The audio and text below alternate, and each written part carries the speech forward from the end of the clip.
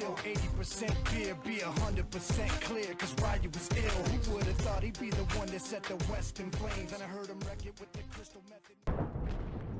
What up, fellas? This is your boy Ryu here, bringing you my final impressions of the Battlefield 4 beta gameplay and as well as the patch notes. So we'll jump right into it because I don't have very much time to talk, and let's go. Overall, I really enjoyed it. It had a very nice fast-paced feel to it. I can honestly say I really did enjoy it. I like the feel of the game. It's consistently going. It did feel COD-ish, you know, as a lot of people said. But, you know, COD being, you know, one of the most competitive games, if not the most, you know, next to Halo, I guess, on console, competitive games on console, I think it's nice that DICE is kind of, I don't know how you say, appealing to more people's playstyles.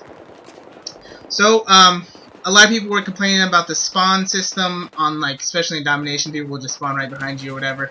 But, from a competitive player standpoint, the spawns weren't that bad. They were kind of based. I'm not gonna go into detail about the spawns because I need to maintain a competitive edge over other teams. So basically, what I'm saying is there's only like 4 or 5 set spawns, and overall, the entire map you had, you know, at least view of 2 to 3, or in that general area you could see if they're spawning there. If not, check behind you. That's all I gotta say. It's just that easy. The spawns weren't too bad, although someone would spawn right behind you. You can't like block spawns like you can in COD. Okay, so let's see. The guns are very easy to control. No suppression was absolutely amazing. I absolutely loved it. My bullets weren't getting thrown randomly, and my gun skill just shined. Well, and pubs anyway. I haven't played competitive. I haven't played any pub stacks or anything. So I was just trying to have fun with the beta. The hit detection was absolutely awesome. I loved it. The only time I noticed I was like in a European server or something was when I was sniping. And that's obviously, that was an issue in Battlefield 3 too, just because the hitboxes are off due to ping or whatever.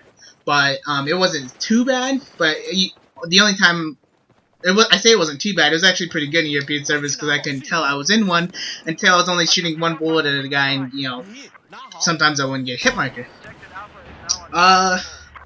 Let's see. Oh, also, I love the fact that all the kits were more viable now. You know, you run out of ammo really quick, can't mag dump as much. Sniper, the recon kit got a big upgrade. You know, just a lot of things really, you know, are more appealing on certain classes, along with the nerf of the defibs and the medic kit in general. I still think, however, for Battlefield 4, the assault kits are going to be super, super powerful, especially with, that's just my opinion. I still think they're going to be the strongest weapons in the game. Let's see. Okay, now I'm going to go into the beta patches.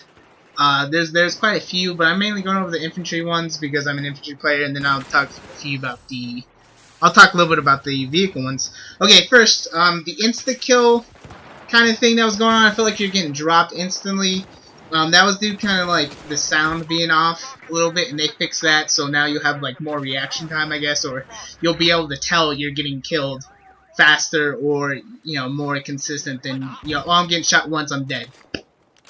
The AK-12 got a nerf, or I guess it was on accident. They never meant it to have 1,000 rounds per minute, but it's gone from 1,000 to 750 when it was in burst mode.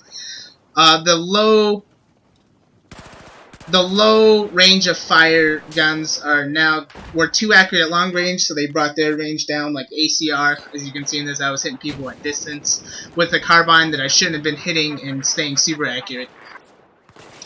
Let's see here. You can now throw your ammo and medic kits further. Let's see, they increased the muzzle flash for 25mm and 40mm launchers. They fixed an issue with misalignment of the knife animation. That brings me to another thing. Like, I was thinking they were gonna decrease the reaction time to counter knife, because you have a long time to hit that B button. You know, for me anyways, that's what it is. But it was just really long and easy. And I think they should also implement, like, if you hit the wrong button, that you don't have, you know, a chance to like recover that counter knife. Like if you hit, you know, A or you shoot again, like I think you should have to hit B first, you know, like, but that's just my opinion.